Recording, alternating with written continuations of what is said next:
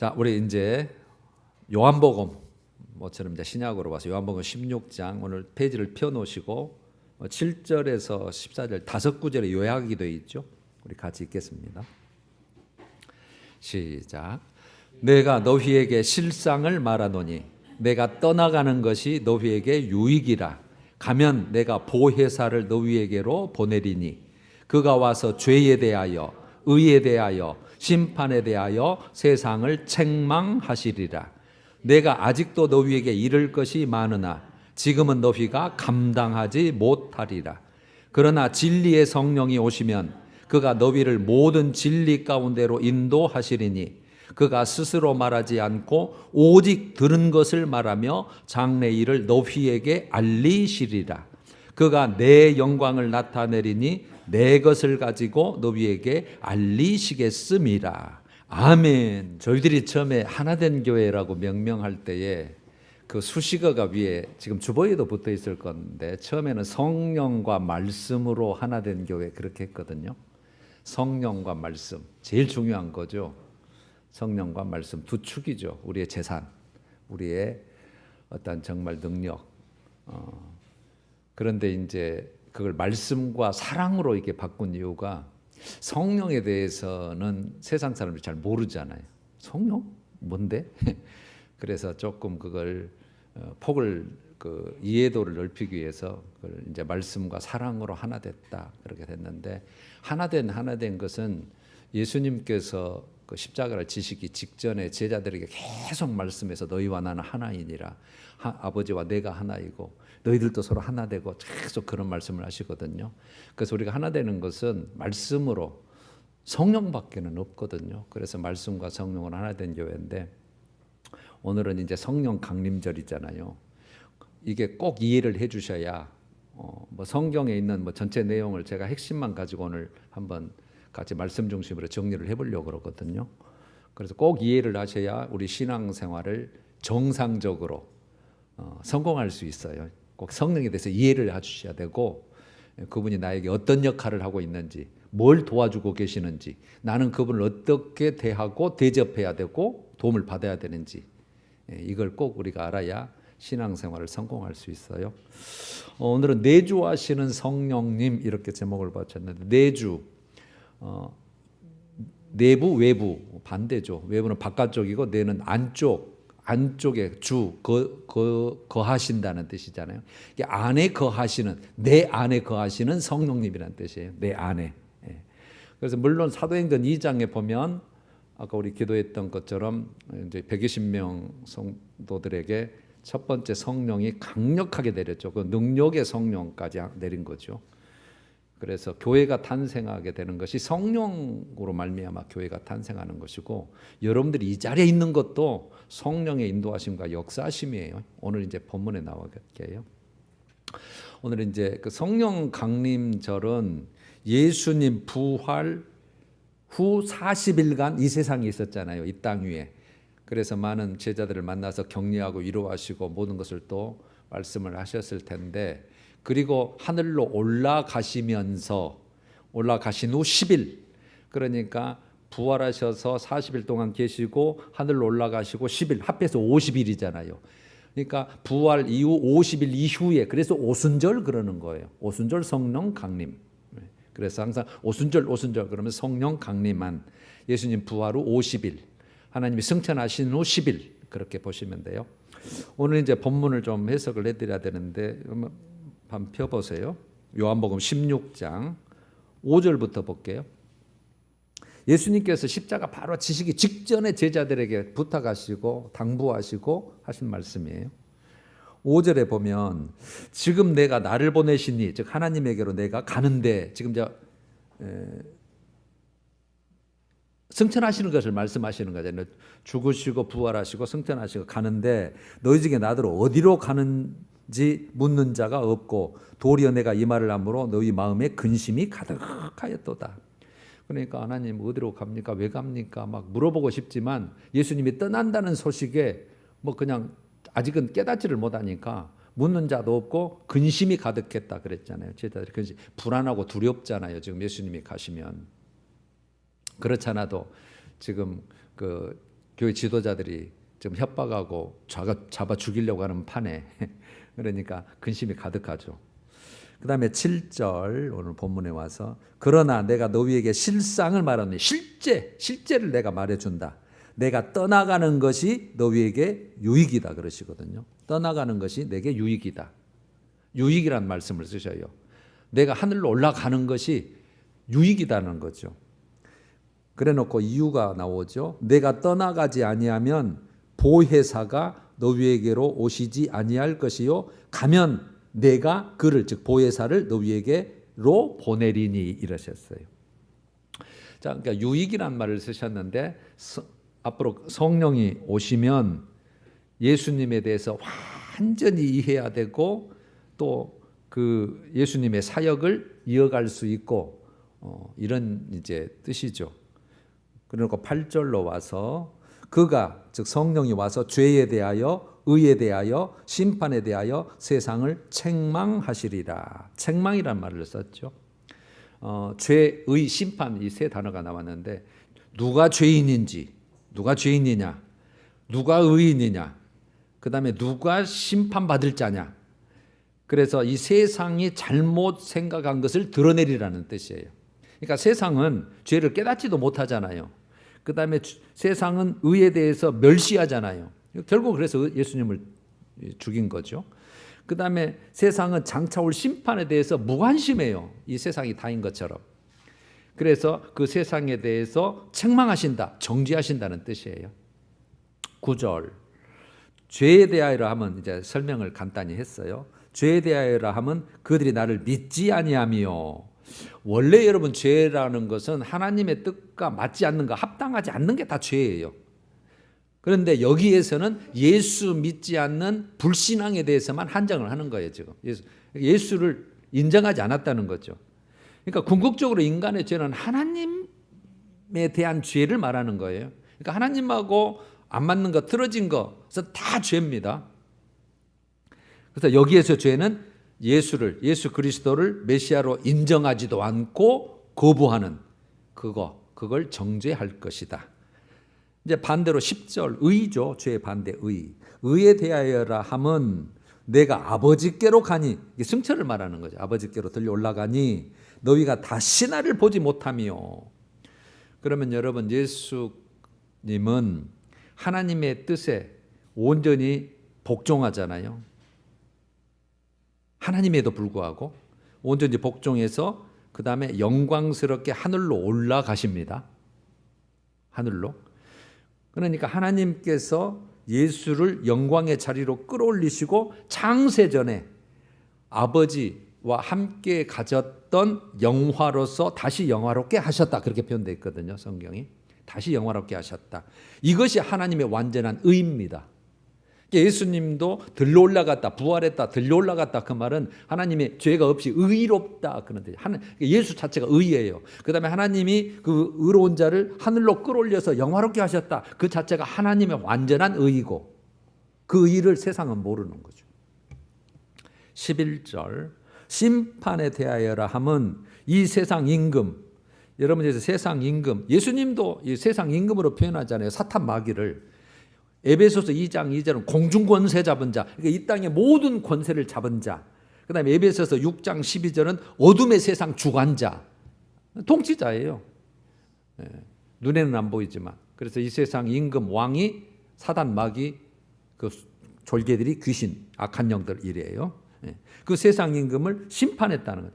그러니까 예수님의 죽으심으로 우리 죄를 해결했잖아요. 예수님의 부활하심으로 사망이 생명으로 바뀌는 새 생명을 만들어내셨잖아요. 우리에게 공급하시잖아요. 그래서 세상 임금을 심판했는데 요한 1서 3장 8절에 예수께서 나타나시면 즉 이 땅에 오시는 목적이 마귀의 일을 멸하려 함이라 이렇게 설명을 해놨어요. 마귀의 일, 우리를 죽이고 죄로 말미암아 지옥 가게 만드는 거, 하나님 심판받게 만드는 것이 그 역할인데 그걸 다 깨뜨려 버렸다는 뜻이에요. 그러니까 마귀 사탄의 어떠한 그 하는 일이 다 이제 실패하게 된 거죠. 그래서 세상 임금을 심판했는데 그래서 결국은 사탄 너는 정죄받고 너는 패배했다는 뜻이에요. 여러분 그 성령께서는 세상을 이미 하나님의 심판하에 지금 놓여 있고 이미 지금 세상은 심판 아래 놓여 있고 이제 때가 안 됐을 뿐이죠. 그래서 지금 여러분 안 믿고 죽으면 바로 심판받아서 음부에 가는 거예요. 나중에 지옥불로 들어가는 것이고 이미 심판에 놓여 있어요.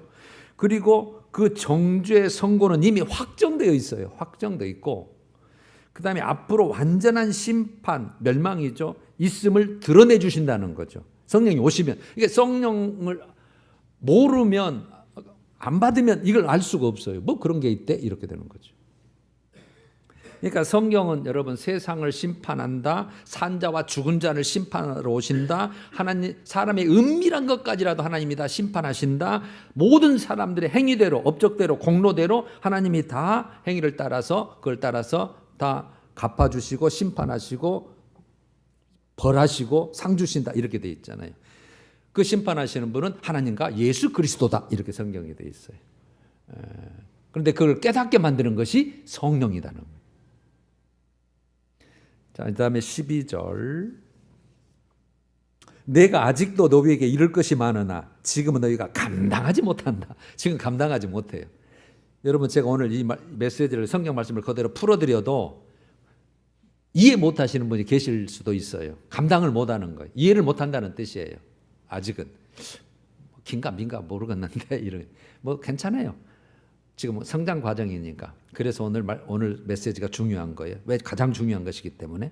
그러니까 예수님이 부활하시고 그 다음에 승천하셔서 성령을 이 땅 위에 내려서 그걸 받은 후에나 내 말을 이해하지 지금은 못한다는 거예요. 그러니까 성령 강림하시기까지 유보를 해놓은 거죠. 하나님 말씀을 다 하셔야 필요한 말씀을 다 하셨어요. 근데 제자들도 깨닫지를 못해요. 그래서 걱정, 근심하고 염려하고 오메 가면 어쩔까 그러죠. 아직 성령 받기 전이니까. 그래서 여러분 성령 받기 전에는 인간의 지식으로는 하나님의 뜻을 다 이해할 수 없어요. 이해도 안 되고 감당도 안 되고 측량도 안 돼요. 그러니까 세상 사람이 여러분 예수 믿는 우리들을 교회를 멸시하고 우습게 보는 거예요. 그 다음에 13절. 그러나 진리의 성령이 오시면, 이제 중요한 거죠, 제일로. 진리의 성령이 오시면 그가 너희를 모든 진리 가운데로 인도하시니. 제일 중요한 게 나왔어요. 진리 가운데로 우리를 인도를 해요. 누가요? 성령이. 진리 가운데로 인도하시리니 그가 스스로 말하지 않고 오직 들은 것을 말하며 장래일을 너희에게 알리시리라. 모든 진리 가운데로 인도해요. 그러니까 성령 내리지 않으면 진리를 알 수 없어요. 그래서 성령은 오직 들은 것을 말해요. 누구에게 들은 거예요? 예수께 들은 거. 너희 제자들이 다 예수께 들었잖아요. 그리고 앞으로 일어날 일에 대해서도 다 깨닫게 하신다는 뜻인데, 그러니까 예수님은 성부 하나님의 것으로 다 말을 했고, 성령은 성자 예수님이 말한 것을 그대로, 그러니까 성부, 성자, 성령이 하나의 동일한 말씀을 가지고 다 하시는 거예요. 그 다음에 장래일을 알리시리라. 지금 예수님이 죽으시고 부활하시고 승천하시기는 제자들이 보잖아요. 다 본 데서 그 일은 이루시잖아요. 그런데 앞으로 재림하시고 그 다음에 심판하는 그런 모든 완성들은 아직 이루어지지 않았기 때문에 우리도 이루어지지 않았죠. 그것은 성령이 오시면 그 하나님의 나라에 대한 진리에 대해서 새롭게 다 증거해서 깨닫게 만드신다는 거예요. 그래서 성령이 중요해요. 14절.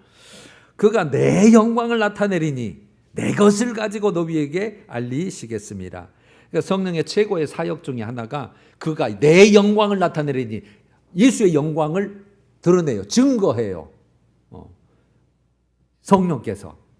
그래서 내 것을 가지고 예수님께서 교훈하고 말씀하셨던 것, 관계된 모든 것, 기적과 이사 모든 것들, 그거. 그래서 성령 사역은 결국은 예수님 사역의 연장선으로 보시면 돼요.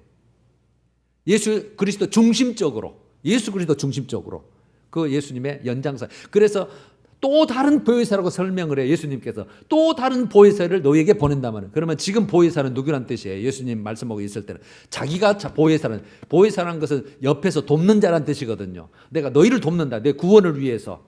하나님 나라의 어떤 신비한 그런 진리에 대해서 내가 너희를 지금 깨닫게 만들어주는데 내가 가고 없으니까 또 다른 너희를 돕는 자를 보낸다는 게 성령이라는 뜻이에요. 그래서 성령은 예수 중심적 사역, 예수님이 하신 말씀을 가지고 그 연장선에서 계속 사역을 하시는 거예요. 지금 이제 그 시대예요. 지금이 그 시대. 마지막 15절. 무릇 아버지께 있는 것은 다 내 것이라. 그러므로 내가 말하기를 그가 내 것을 가지고 너희에게 알리시리라 하였노라 이랬는데, 즉 하나님 것은 바로 내 것이다. 또 성령은 내 것을 가지고 너희에게 알리겠다 이 말이잖아요. 그러니까 성자 예수님은 성부 하나님의 명을 받아서 그걸 가지고 말했고, 내가 없고 이제 성령 하나님이 오시면 성령 하나님은 성자 예수님이 말씀하신 그것을 가지고 얘기한다. 그러니까 성부와 성자와 성령의 관계를 말씀하시는 거잖아요. 이거를 여러분 다시 정리를 해드리면, 지금 성부, 성자, 성령이 왜 필요한 거예요? 우리 구속을 위해서 필요한 거잖아요. 구속, 우리의 구원, 우리의 다시 살려놓는 거. 그러니까 성부 하나님은 우리의 구원, 구속을 계획하시는 분이에요. 뿌리. 그 다음에 성자 예수님은 어차피 그 일을 이루셔야 되니까 육체의 몸을 띠고 이 땅에 오셔서 그 일을 이루셔야 돼요. 그래서 그 구속 계획에 순종하셔서 완성해 놓으셨어요. 완성해 놓으시고, 이제 그분이 또 이제 가셨잖아요. 그러면 이제 성령 하나님이 이 땅에 오셔서 그것을 다 이루어 놓은 하나님의 계획, 구속의 계획을 예수님이 이루어 놓으신 모든 그것을 우리에게 적용시키는 거예요. 적용시키는 거예요. 이해가 되시죠? 좀 적용시켜서 우리가 이 자리에 있는 거예요. 자, 이제 말씀은 다 이제 해석이 됐고요. 자, 이제 정리를 해봐요. 이제 오늘 가장 중요한 게 첫 번째가 성전이란 뜻이에요. 성전. 우리가 성전이에요. 우리가 예수 믿는 자, 그리스도인이. 물론 교회도 성전의 의미가 있습니다. 왜냐하면 예수님이 교회가 그리스도의 몸이라 그랬고, 예수님도 내 몸임, 육체가 바로 성전이다고 요한복음 2장 21절에 다 헐어버려라 저거 46년 된 저거 성전, 눈에 보이는 성전, 그럼 내가 3일 만에 내가 다시 짓는다. 그래서 성전된 자기 육체를 말씀하신 거이라. 근데 교회는 예수님께 성전된 내 몸이다 그랬거든요. 그리스도의 몸 그러잖아요, 교회를. 그래서 구약의 성전의 그 의미는 그대로 가지고 오는 게 교회예요. 그런데 여기서는 작게 성전, 우리 성도 한 사람 한 사람이 성전이란 말이에요. 오늘 이제 말씀을 가지고 다 여러분 이제 증거를 해드릴 테니까, 여러분들 오늘 말씀으로 그냥 끝나지 말고, 제가 항상 주소를 불러드리잖아요. 다시 여러분들의 눈으로 다 확인하셔요. 그래야 여러분 것이 되시니까. 제일 중요한 것이니까. 사도행전 2장 38절에 베드로가 성령 받고 설교를 이렇게 하거든요. 너희가 회개하여, 유대인에게 하는 거죠. 그 다음에 많은 좀 절기를 지키려고 좀 다 모였잖아요. 너희가 회개하여 각각 예수 그리스도 이름으로 세례를 받고, 믿는다 그 말이야. 세례를 받는다는, 예수를 믿고 내가 그분을 메시아로 인정하고 나 그렇게 할게요. 그래서 세례를 주는 거잖아요. 믿었다는 뜻입니다. 그 다음에 죄사함을 받으라가 있어요. 여러분, 제가 항상 성전 기능 중에 성전이라고 붙일 수 있는 첫 번째 가장 절대적인 요소가 하나님의 임재가 있어야 성전이에요. 하나님 없으면 성전 아닙니다. 하나님이 없으면 성전이 아니라고요. 거룩한 영, 성령이 없으면.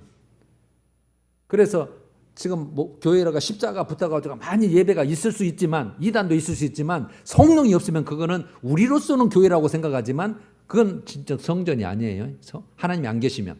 그럼 하나님이 계신 곳에는 반드시 죄사함이 이루어져야 돼요. 왜? 그분은 죄가 없는 자만 상대를 하니까, 해결 안 되는 자만 상대하니까. 그래서 죄사함의 기능이 있는 거예요. 그래서 항상 두 가지 기능을 말씀드렸죠. 그래서 짐승을 잡아서 구약 백성들이 제사 드리고 하나님을 만나서 성전에 임재하는 하나님을 섬긴 거죠. 자, 죄사함을 받으라. 그리하면 성령을 선물로 받으리니 이랬거든요. 예수님을 믿고, 아, 그분이 나 때문에 돌아가셨어? 죽으셨어? 내 죄를 사해서? 내 죄가 그래서 용서받았어? 그래서 그러면 그 예수님을 내가 영접해서 내가 믿어야지. 그래서 세례를 받았네요. 죄사함을 받았어요. 성령을 싹 드는 거예요. 하나님. 죄사함이 이루어진 곳에 성령을 주신 거예요. 요한복음 14장 16절에는 아버지께서 또 다른 보혜사, 아까 또 다른 보혜사 설명했죠.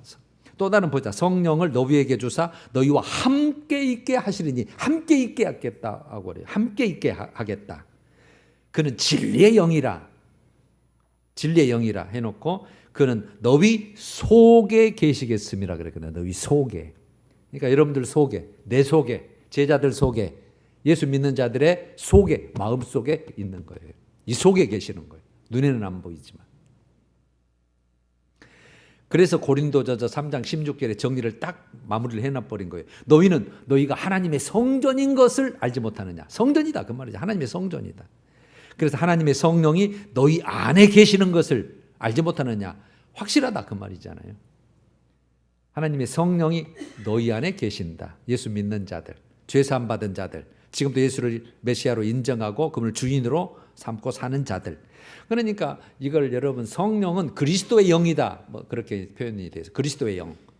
예수의 영이다 그 말이잖아요. 그리스도의 영. 그러니까 승천하신 그리스도의 현년 그렇게 보시면 돼요. 그냥 승천하신 그리스도께서 현년 영으로 우리의 함께 계신다. 영으로 오셔서 함께 계신다. 그래서 여러분 이단이 내가 보혜사다. 그리스도의 영이 나에게 오셨다. 그런 뜻이거든요. 아주 지가 그러는데 그건 있을 수 없는 일이에요.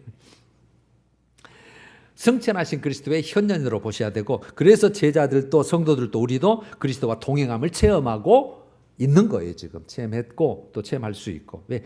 주님이 함께 하시니까 성령 하나님이 함께 하시니까 예수의 영이 함께 하시니까 결국 예수가 함께 하시니까 그래서 예수가 너희가 내가 함께 하리라 내가 너희와 함께 하리라 영원토록 함께 하리라 그래서 그 말이 가능한 거예요. 같은 하나님이시니까. 자 이제 오늘은 보혜사 성령의 역할 돕는 자 그랬으니까 뭘 돕는가 그러니까 유익하다고 했잖아요. 오늘 네 가지로 제가 정리를 해봤어요. 첫 번째 성령의 역할 하는 것이 오늘 13절에 일어났잖아요. 모든 진리 가운데로 인도하신다는 거예요. 이게 가장 중요한 거예요. 모든 진리 가운데로 인도하신다. 그러면 진리는 말씀과 예수잖아요. 예수를 증거하는 거예요. 그 믿음을 주는 거예요. 아, 예수님이 그런 분이야? 그래서 예수를 알고 믿음이 생겨서 하나님과 예수 그리스도를 아는 지식을 사모하게 돼요. 하나님을 더 알고 싶은 거예요. 예수 그리스도를 더 알고 싶은 거예요. 우리 주인이니까 나를 살리신 분이니까 나를 책임지실 분이고 끝까지 영원토록 나와 함께 하시고 나에게 복을 주실 분이니까 그분을 더 알고 싶은 마음을 주는 거예요. 그래서 진리 가운데 점점 인도하는 거예요. 이걸 여러분 말씀에서 요한복음 15장 26절 보혜사 진리의 성령이 오실 때에 그가 나를 증언하실 것이요. 예수를 증언해요. 예수가 하나님의 아들이거든. 그 하나님이야. 성령으로 잉태되신 분이야. 너를 위해서 죽었어. 응? 그분은 죄가 없으신 분이야. 그래서 하나님이 그걸 의롭 때문에 살리셨어. 그리고 그분은 하나님 보좌 우편 모든 권세를 가지시려고 올라가셨고 이 땅과 모든 걸 다스리고 심판하실 분이시고 다 나중에 이 땅에 오셔서 이걸 다 그분을 증언하시는 거예요. 고린도전서 12장 3절에 그래서 이 말씀이 있는 거예요. 누구든지 성령으로 아니하고는 예수를 주라 시인할 수 없다 이 말이에요. 그러니까 성령이 아니고는 예수님이 주님이라고 그분이 하나님이라고 그분이 성자 예수 분이시라고 이걸 안 믿는다 이 말이에요. 세상 지식으로는 이해가 안 되잖아요. 뭐 사람인데 무슨 하나님이야 이런 거 되는 거죠. 안 믿어집니다. 안 믿어져요. 그래서 성령이 아니고는 안 돼. 성령이 야 이건 하나님 중에 진리 가운데로 우리를 인도해서 믿게 만들어요. 믿음을 줘요. 예수를 증거해요. 증거해내요. 아셨죠? 왜 성령이 중요한지. 그래서 여러분 안 믿는 분들은 여러분들이 우리는 힘쓰고 애쓸 수밖에 없어요. 예수 믿어야 삽니다. 예수 믿어야 천국 갑니다. 막 해도 안 믿어요. 안 믿어. 여러분 자녀도 똑같잖아요. 지금 안 믿는 많잖아요. 성령이 아니고는 안 돼요. 그래서 우리가 기도하는 거예요. 성령님 좀 살려주시오. 불쌍히 여겨주십시오. 나에게 오셨던 그 성령님 믿기 맞던 성령님이요. 우리 이 자도 살려주시고 내 자식도 좀 살려주시고 믿음 없는 자도 좀 살려서 진리 가운데 인도해 주셔서 하나님을 좀 알게 해주십시오. 막 이렇게 되는 거예요. 그래서 두 가지로 가야죠. 그러니까 우리도 알려줘야 되고 성령 하나님이 그 깨닫게 해주셔야 되는 거죠. 요한복음 14장 26절은 오늘 예수님이 또 그 말씀을 하셨죠. 오늘 또 보혜사 곧 아버지께서 내 이름으로 보내실 성령 그가 너희에게 모든 것을 가르치셔요. 예수님이 하신 말씀을 이거 뭔 말인고 어렵도다 이해 안 되네 왜 죽으셔야 되지 왜 자꾸 가신다고 그러지 막 3일 만에 부활한 게 뭐라고 그러지? 막 그 당시에 막 의심이 들고 이해를 안 됐는데 모든 걸 가르치시고 내가 너에게 말한 모든 것을 생각나게 하시리라. 그때 그 말씀하셨지. 베드로가 너 닭 울기 전에 3번 부인한다니까? 아니 그런 일 없습니다. 나중에 딱 닭이 울고 나서 자기가 3번 부인한 것이 말씀이 생각나서 똥 같은 것처럼. 내가 그랬구나 하는 거죠. 말씀이. 그러니까 모든 가르치신 것, 예수님 말씀하신 것을 생각나게 하시고 가르치신다. 누가요? 성령 하나님이. 그거 첫 번째입니다. 진리 가운데로 인도합니다. 진리 가운데로. 즉 예수를 증언하고 믿음을 믿게 만들고 하나님과 예수에 대해서 알고 싶은 마음을 주는 거예요. 이끌고 가시는 거예요. 두 번째로 죄입니다. 죄를 깨닫고 회개하게 합니다. 그래서 성령을 회개의 영 그렇게 말씀하죠. 진리의 영 또는 회개의 영. 죄를 깨닫고 회개하게 만든다. 로마서 8장 26절에 오직 성령이 말할 수 없는 탄식으로, 그러니까 이 속에 계시잖아요. 내가 믿었어요. 계셔. 말할 수 없는 탄식으로 우리를 위하여 친히 간구하셔. 그렇게 살면 안 되니까.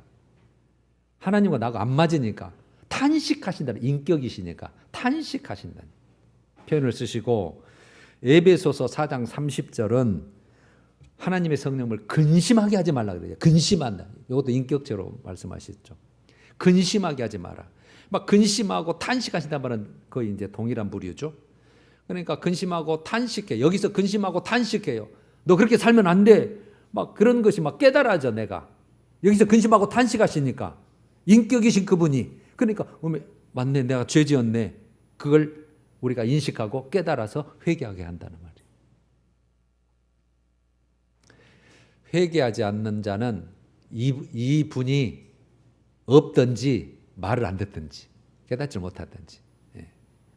그다음에 세 번째로 하나님의 하나님의 거룩하심에 동참하고 싶은 마음을 막 일으켜서요. 갈망한다. 갈망. 하나님의 의와 거룩함에 동참하는 것을 갈망하게 만들어서 결국은 하나님의 영광을 위해 살고 싶은 거예요. 하나님의 영광을 위해서, 하나님을 위해서, 주를 위하여 이렇게 돼 있죠. 나를 위하여 산 게 아니라 주를 위하여, 하나님의 영광을 위하여 살고 싶은 거예요. 막 그 마음이 막 생겨요. 그게 여러분 로마서 8장 16절에 성령이 친히 우리의 영과 더불어 우리가 하나님의 자녀인 것을 증언해요. 야, 너 하나님의 자녀야. 우리가 어디에 갔어요. 아무렇게나 어떻게 우리가 내가 선택할 수 있는 자유권이 있어요. 근데 너 하나님의 자녀야. 너 그러면 안 돼. 이렇게 해야 돼. 하나님의 자녀야. 막 하나님이 나를 막 하는 거예요. 너 하나님의 자녀라니까. 하나님 자녀답게 살아야 돼. 너 하나님의 자녀. 하나님의 자녀. 막 아까 탄식하시고 근식도 하셔서 깨닫게도 하시지만 너 하나님의 자녀라니까. 그래서 너 하나님의 거룩함에 동참해야 돼. 이 길로 가야 돼. 그리고 그것이 하나님의 영광을 위해 사는 것이고 말씀대로 사는 거예요. 하나님이 기뻐하셔. 그렇게 막 마음을 가져. 충동이 아니죠. 감동이라고 해야 되죠. 감동, 움직이시는 거, 움직여. 이게 여러분 제일 잘 표현되어 있는 게 빌립보서 2장 13절이에요. 제가 많이 사용을 하죠. 너희 안에서 행하시는 이는 하나님이시니, 성령을 말하는 거죠. 안에 계시니까 행하시는 이는 하나님이시니 자기의 기쁘신 뜻, 성령의 기쁘신 뜻을 위하여 너희로 소원을 두고 행하게 하신다. 그러니까 감동시켜서 그렇게 만들어. 내 새끼니까, 내 거니까 하나님이 끌어당긴다는 뜻이에요. 감동시켜서 막 그렇게 해. 이렇게 해야 돼. 너 하나님의 자녀잖아. 막 이런 뜻이에요. 그래서 내가 여러분들이 만약에 나 하나님의 의로 거룩함으로 막 살고 싶어, 하나님의 영광을 위해서 살고 싶어, 지금 성령님께서 여러분들을 막 작동하시고 하나님을 감동시켜서 여러분들의 마음을 부추기시는 거예요. 마지막 네 번째로 보면 삶의 열매가 있어요. 그래서 성령의 열매로 표현되어 있죠. 성령의 열매로. 갈라디아서 5장 16절에 중요한 말이 있죠. 너희는 오직 성령을 따라 행하라. 성령을 따라 행하라. 여기에서 아까 같이 감동 주시고 깨닫게 해주시고 진리를 인도하신다고 그랬잖아요. 따라 행하라는 거예요. 그리하면 육체의 욕심을 이루지 아니하리라. 우리는 육체로 살고 싶어 해요. 그걸 정욕이라고 표현되어 있죠. 육체의 정욕. 그래서 어떻게 표현되냐면 육체의 욕심과 성령이 막 거스른다는 거예요. 성령은 이쪽으로 가라 그러고 나 육체는 이쪽으로 가는 거 막 싸우다. 우리 속에서 싸우는 거예요. 그런데 너는 성령 쪽 택해. 성령을 따라 행하라는 거예요. 그리하면 성령의 열매를 맺으리니, 그래서 9가지 열매를 사랑과 희락과 화평과 오래 참음과 자비, 양성, 충성, 온유, 절제 이렇게 나눈 거예요. 그래서 여러분 우리가 이 삶에 이 9가지는 다 여러분들이 이제 이게 없다면 성령 따라 행하는 거 아니에요. 그래서 나 성령 충만해, 기도 열심히 해 하면 뭐 돼? 열매가 없는데. 자기 기준으로 하는 거죠.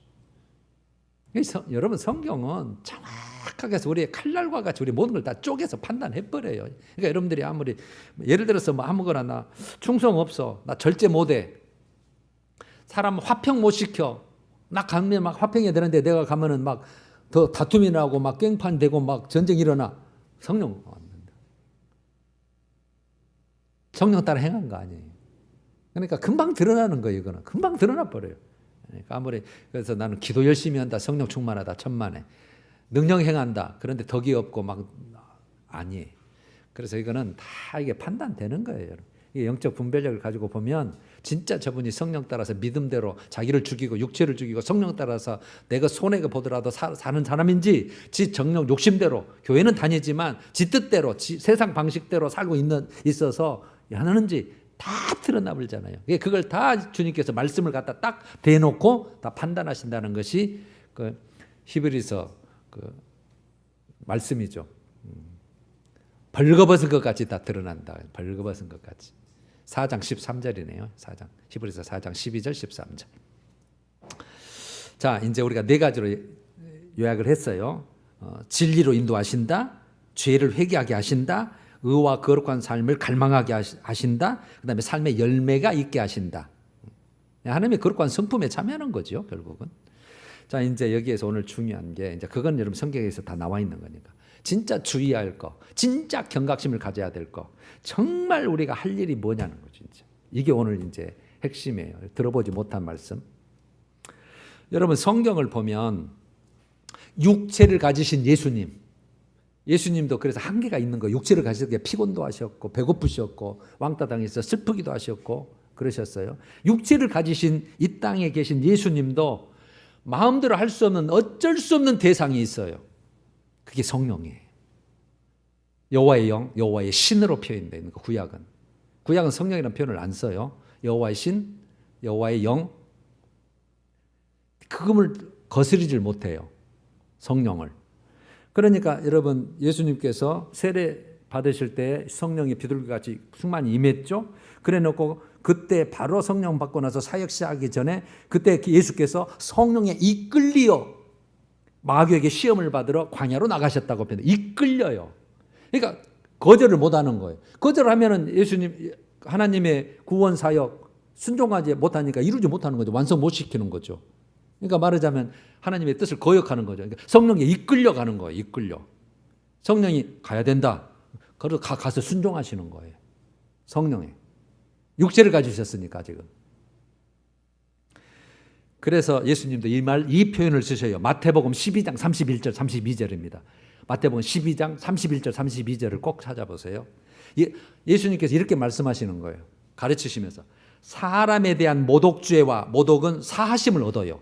우리가 서로 사람에게 죄 짓고 모독하고 너 나쁜 놈 막 이랬잖아요. 사하심을 얻어 우리가 회개하고 잘못했다고 인정하면. 또 누구든지 말로 인자를 거역하면 예수님을 말로 거역하면 그것도 사함을 얻어. 아, 내가 몰라서 그랬네? 그러면 돼. 그런데 심각한 게 있어. 성령을 모독하는 것은 사하심을 얻지 못해요. 성령을 모독하는 것은. 그 다음에 성령을 거역하면 이 세상과 오는 세상에서도 사하심을 얻지 못하리라 그래요. 그러니까 용서가 없는 거예요. 그러니까 예수님도 거역을 못해요. 성령에 대해서는. 성령은 하나님의 지금 도와주러 온 거잖아요, 지금. 그러니까 마가복음 4장 29절에도 예수님께서 꼭 이렇게 했어요. 누구든지 성령을 모독하는 자는 영원히 사하심을 얻지 못하고 영원한 죄가 됐느니라. 이래. 그래서 여러분 성령 회방죄, 성령 모독죄, 성령 거역죄가 그렇게 큰 거예요. 그래서 제가 교회 어지럽히지 말고 성령께서 하나님께서 행하시면 따라가지는 못해도 방해하지는 말라는 거예요. 거역하지 말고. 그 뒤에도 계속 여러분 교회는 다니고 신앙생활 할 수 있어요. 근데 영원한 죄가 된다고 해버리셨잖아요. 그거 사심 없다. 그건. 예수님도 어쩔 수 없어요. 성령에 대해서. 그래서 여러분 고린도전서 3장 17절이 이렇게 말씀하신 게 이해가 되실 거예요. 누구든지 하나님의 성전을 더럽히면, 거역하거나 회박하거나 뭐 우상숭배에 대해서 막 그거 다 거역한 거 아니에요? 해방하고 하지 말라 그랬는데 성령 따라서 안 하고 그래서 모독하고 거역하고 회방한 거 더럽히면 하나님이 그 사람을 멸하시리라가 붙어 있는 거예요. 그래서 이해가 되실 거예요. 멸하시리라. 하나님의 성전은 거룩하니 너희도 거룩해야 된다. 이렇게 다 붙어 있어요. 그래서 여러분 데살로니가 전서 5장 19절에 성령을 소멸하지 말며 이게 돼 있어요. 소멸한다는 말은 이게 억지하지 마라, 방해하지 마라는 거거든요. 성령을 방해하지 마라. 그럼 여러분 우리가 성령을 방해 안 하나요 지금? 개인적으로 볼 때 엄청 방해하죠. 지금 야 요리 가야 된다. 성령 따라 해서 와. 그래 열매 맺고 내가 인정을 해주고 네의 약속한 복을 다 줄 거야. 합니까 우리가? 놀고 싶으면 놀고 안 오면 안 오고 싶고 뭐 기도하자 그러면은 다 뭐 다음에 어깨 오고 다 연기하고 다 그렇죠. 예배하자 그러면 아니 다음에요 그러고 하죠. 다 거역하고 해방하고 방해하잖아요. 더럽히고 있잖아요. 우리 성전을 하나님 무시하고 있잖아요. 근데 그 사람을 멸하시리라 이렇게 해버렸거든요. 그래서 제가 항상 높다고 항상 예시를 드리는 거예요. 우리하고 수준이 달라요, 여러분. 여러분들 인식하고 있는 거하고 성경은 아예 그냥 이게 범접을 할 수 없습니다. 그래서 오직 하나님의 긍휼하심만 필요하고 회개만 필요하고 어떻게 하면 하나님 앞에 긍휼하심을 얻을까 나는 그렇게 표현하고 싶은 거예요. 대충 그렇게 안 됩니다. 대충 갖고는. 여러분 이제 제가 예를 찾아드릴게요. 사무엘상 16장 14절이에요. 사울 예를 들면 돼요. 사울에게 하나님의 영이 임했어요. 그때는 택한 사람은 하나님이 허락한 자만 성령이 임해요. 여호와의 영으로 돼 있어요. 여호와의 영이 처음에 임해서 이제 사울이 충만해 가지고 처음에 잘했어요. 그런데 하나님을 거역하잖아요. 예배를 지 마음대로 드리고 하나님의 말씀을 버렸으면 나도 버린다. 그래서 아말렉 찾지 마요. 지금 말씀 들으세요. 아말렉을 싹 도말하라 했더니 대충 하고 했는데요. 그러니까 하나님이 그거 아시고 나 너 버린다. 그래 놓고 사울에게서 떠났다고 표현을 해요. 그러니까 여호와의 영이 사울에게서 떠나고 이렇게 표현돼요. 떠나버려요. 그 대신 여호와께서 부리시는 악령이 그를 번뇌하게 한지라 이렇게 됐거든요. 그러니까 여호와께서 부리신다면 보내셨다는 말이에요. 허락했다 그 말이에요. 여호와께서 보내신 악령이 그를 괴롭게 한지라 이렇게 됐어요. 그래도 여러분 왕 노릇은 해요. 그래도 제사는 드려요. 그 뒤에도. 이게 여러분 우리가 생각할 수 있는 거예요. 내가 교회 생활하고 신앙생활을 해도 성령을 소멸해서 성령이 떠난지도 모르고 그래서 여러분 삼손도 사사기 16장 20절에 삼손이 엄청난 힘을 쓰잖아요. 여러분 머리에서 힘이 나오는 게 아니에요. 그건 하나의 상징이지. 여호와께서 이미 자기를 떠나신 줄을 미처 깨닫지 못하더라고요. 그러니까 머리 자르고 그 힘이 어디서 나온 거 비밀이다. 그거 조심할 거 있어. 그랬더니 지 맘대로 하잖아요. 힘 세다고. 그러니까 머리를 다 잘라버렸는데 그때 하나님이 신이 같이 떠나버린 거예요. 이게 힘을 못 쓰는 거예요. 신이 떠났다고. 깨닫지 못해. 우리도 깨닫지 못할 때가 많아요. 신앙생활하고 있는데 깨닫지를 못하는 거예요. 사울이 떠났는데 쥐도 모르는 거예요. 여러분 무섭습니다. 그래서 성령님은 그래서 네 성전 더럽히면 안 된다니까. 여기 더럽히면 안 된다. 우리 삶이 더럽히면 안 된다니까요.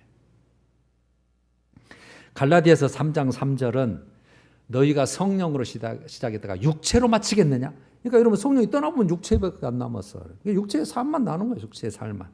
교회 다녀도 신앙생활해도 육체적인 어떤 지식적인 형식적인 외식적인 혼합적인 인본주의적인 신앙생활을 하는 거예요. 성령을 싫어하는 거잖아요. 육체로 마칠래노? 그래서 여러분 정말 여러분 죽는 순간까지 성령으로 시작했다가 성령으로 꼭 마치셔야 합니다. 그 영이 함께 여러분들 영혼하고 함께 계셔야 다시 살리겠습니다가 가능한 거예요. 오늘은 그 말씀 제가 여기 뺐거든요. 성령님이 같이 계셔야 우리의 영을 우리의 육체를 살리신다고요. 그렇게 표현되어 있다고. 이게 성령 없는데 아니요, 이거는 불합격품이에요. 말하자면 도장이 안 찍어졌다 그 말이에요. 하나님의 인이 없는 거죠. 성령이 없는 거죠. 무서운 거예요. 그래서 여러분 우리 할 일은 이거예요. 저는 고린도전서 6장 19절 20절로 오늘 마무리를 해봤어요. 자, 우리가 할 일은 이제 설명이 됐으니 너희가 성령의 전인 줄을 알지 못하느냐. 다시 이제 네가 성령의 전이다 그 말이. 성령이 너와 함께 한단 말이. 거룩한 성령이 하나님이 함께 하신다는 의미하고 똑같아요. 그러니까 우리가 여러분 보통 존재가 아니에요. 세상 사람들이 보기에는 지하고 나하고 똑같아. 별 차이 없어. 그러나 여러분 영적으로 보고 영원한 시간대로 보면 이거는 여러분 하늘과 땅 차이예요. 그래서 우리가 복받은 자라 그러는 거예요. 하나님이 함께 계셔버려. 우리를 책임지실 그분이, 영원한 스스로 계신 분이, 우리를 살리실 분이 함께 계시는 거예요. 함께. 그래서 너 성령의 전이다 너. 그래 놓고 값으로 산 것이 되었으니, 뭔 값으로 우리를 샀대요? 예수 생명값으로. 내가 너를 죽어서 너를 살렸다 이 말이야. 내가 너를 샀다. 내가 성령을 보내서 너를 믿게 만들었고 내 새끼다 이 말이야. 내 것이다 그 말이야. 너 내 거, 하나님 거야. 너 성전이야. 내가 함께 하니까. 무시무시한 거죠. 무시무시한 축복이고 무시무시한 여기에 정말 우리가 힘써서 지켜야 될 거죠. 그래서 값으로 산 것이 되었으니 그런즉 너희 몸으로, 우리 성전이잖아요. 네 성전이니까 하나님께 영광을 돌려라. 아셨죠? 왜 그래야 되는지, 왜 우리가 믿음대로 살아야 되고, 왜 말씀대로 살아야 되고, 왜 성령을 따라서 행해야 되고, 왜 우리가 절제해야 돼서 육체의 모든 삶을 죽여서 포기하고 들어야 되는지. 그래야 네가 앞으로 부활의 생명으로 끝날 거니까. 그렇지 않으면 나 책임 못 진다 그 말을 말하자면 나 책임 못 진다. 왜? 나는 거룩하니까. 그래서 항상 여러분 주님이 거룩이란 말이 내가 그래서 중요하고, 우리 신앙생활에 어떻게 보면 최대의 목표가 거룩입니다. 거룩. 돈 벌고 오래 살고 이게 아닙니다. 육적인 거 말고 그거는 줘도 되고 안 줘도 되는데 보너스고, 오히려 그거 중으로만 말미암아 영이 죽을 수 있어요. 그래서 저는 그게 중요한 게 아니라 우리 영이 중요한 거예요. 믿음이 중요하다고요. 우리 재산이 그래서 믿음이라는 게 지난 설교 나눈 거예요. 우리 재산은 믿음이에요. 순종하는 믿음. 그래서 여러분 계시록 쭉 마지막 7교회를 쭉 소개하면서 칭찬도 하고 책망도 하시면서 마지막 말씀이 항상 뭐예요? 귀 있는 자는. 우리 다 귀 있잖아요. 이 육체적인 귀, 아무나 소리 들리는 귀를 말하는 거 아니잖아요. 성령이 교회들에게 하시는 말씀을 들을지어다. 듣는 귀만. 이게 듣는 귀. 자, 이제 우리가 듣는 귀가 돼야 되잖아요. 우리가 제대로 살지는 못해요. 지금 말씀대로는. 근데 앞으로 살아야 될 사람들이죠.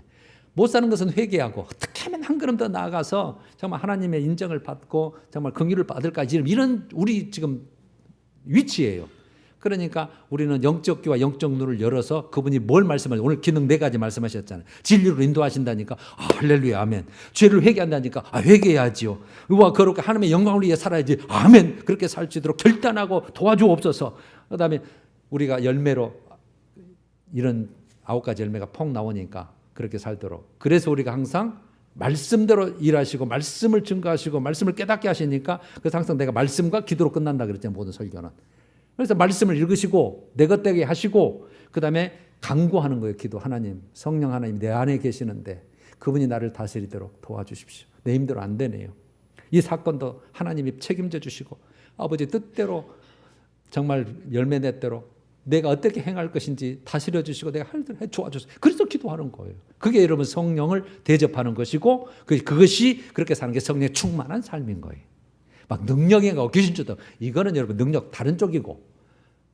그래서 성령 충만함을 받으라. 항상 성령 충만을 받으라. 성령 소멸하지 말아라. 여러분 성령이 소멸한다는 오늘 단어가 하나 나왔는데, 떠난다는 거. 그래서 제가 항상 예수 믿어도 성령이 떠난다는 것을 제가 가끔 얘기를 하는데, 여러분 안을 자만은 알아요. 그래서 이걸 꼭 말하셔서, 우리가 여러분 하나님을 만난다는 건 뭔 뜻이에요? 하나님 만난다. 우리 하나님 만나. 예배가 하나님 만남이야. 하나님 앞에서라는 뜻인데, 그럼 뭐 하나님 보이도 않는데 예수님은 저쪽에 계시다고 그러고, 하나님은 원래 영이라죠. 하나님 보좌에 계시니까. 그럼 누구를 만난다는 거야? 그걸 성령님을 얘기하는 거야. 여기에 계신 성령. 그러니까 성령님을 의식하고 성령님을 모시고 정말 하나님의 뜻대로 살도록 그분을 대접하고 그분 앞에서 예배드리고 찬양하고 그러는 거예요. 할렐루야. 그런 의미란. 그래서 성령이 너무 중요하고 우리를 살리기도 하고 죽이기도 하는 분이라는 것을 깨닫고 항상 성령에 따라서 행하고 성령이 주시는 복을 받아 누리는 삶이 되시기를 소원합니다. 찬양하십시다. 우리 비둘기같이 온유한 은혜의 성령 오셔서 거친 마음으로 만지사 위로와 평화 주옵소서. 1, 2절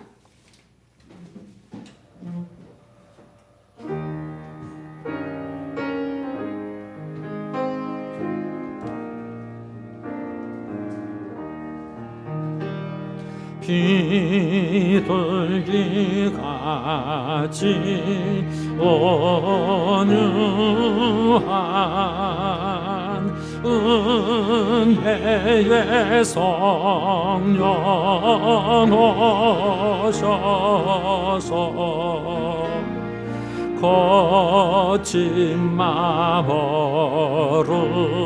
만지사 위로와 평화 주소.